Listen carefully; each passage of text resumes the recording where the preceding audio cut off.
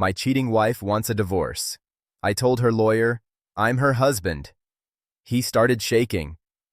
It all started on a Tuesday morning when my life, as I knew it, began unraveling. I had been married to Sarah for 7 years. 7 years of shared memories, quiet mornings, late-night talks, family dinners. Not perfect, but steady. Solid, or so I thought. That morning, she didn't come home. Her phone went straight to voicemail. Her car was gone. When I finally reached her, she was calm, almost eerily so. I want a divorce, she said, like she was stating the weather.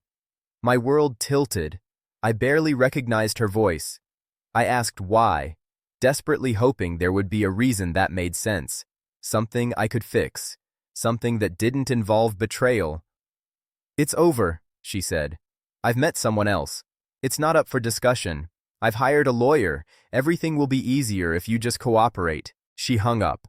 I sat there for a long moment staring at the phone. My head spun with disbelief, anger, hurt. 7 years, gone. Just like that. I knew then I had to face her lawyer. If she was serious about ending our marriage and cutting me out, I needed to protect what was mine, and what mattered most to me. The truth, our assets, and our rights. The law office was sleek, sterile, and cold. Her lawyer, a sharply dressed man with an air of superiority, didn't bother hiding his assumption that I would be intimidated. Most people were. Most people caved under the weight of betrayal and legal authority. Good morning, he said, sliding a folder across the table. We're here to discuss terms. We want this handled as quickly and amicably as possible. I smiled faintly, keeping my expression calm. Calmness is a powerful weapon. I understand, I said, but before we start, I need to clarify something. He raised an eyebrow, intrigued.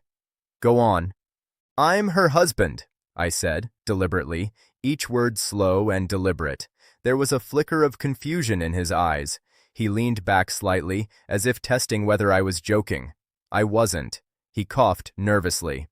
Yes, I understand that, technically, you're her husband, but we're just here to discuss— No, I interrupted, cutting through the pretense. I'm not just technically her husband. I'm the man she promised her life to. I'm the one she vowed loyalty to. I'm the one who has legal and moral rights she cannot bypass simply because she's decided to cheat. I saw it then, the slight tremor in his hands, the tightening around his pen, the beads of sweat forming along his brow. The man who thought he controlled the room realized I wasn't afraid. I wasn't negotiating out of fear. I was asserting truth. I know everything, I continued. The affair, the messages, the secret meetings. I know who she's seeing.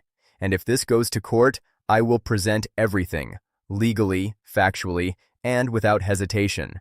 You'll see that her claims of amicable separation are not just misleading, they're false. He started shaking, not visibly at first, but the way he tapped the folder, the way his voice wavered, betrayed him. He realized this wasn't going to be the easy negotiation he expected. I'm not here to yell, I said. I'm here to protect what's rightfully mine, and to ensure that her betrayal doesn't harm me more than it already has. So yes, I'm her husband, and I won't be treated like a disposable footnote in her story. The rest of the meeting was tense, formal, but I had the upper hand. I didn't threaten, I didn't beg. I just stated facts, calmly, clearly, and with confidence. And the lawyer, her advocate, knew he had underestimated me. A week later, she tried to negotiate on her terms. She expected me to be shaken, pleading, emotional, but I didn't respond to emotion. I responded to truth, evidence, and principle. In the end, we reached a settlement. Not because she had leverage, not because I was weak, but because I refused to be intimidated, and because I knew my rights and my worth. Betrayal hurts. It stings. It can make you feel powerless. But there's a lesson in that pain. When someone underestimates you because they believe you'll crumble, standing firm, calm, composed, resolute, can be more powerful than any shouting, pleading, or confrontation.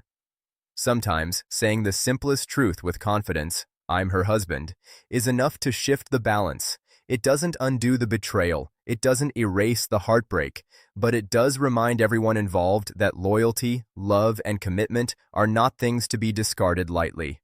I walked out that day not only with my rights intact, but with something more: dignity, clarity, and the knowledge that no one, neither a cheating spouse nor a high-powered lawyer, can undermine the value of standing up for yourself.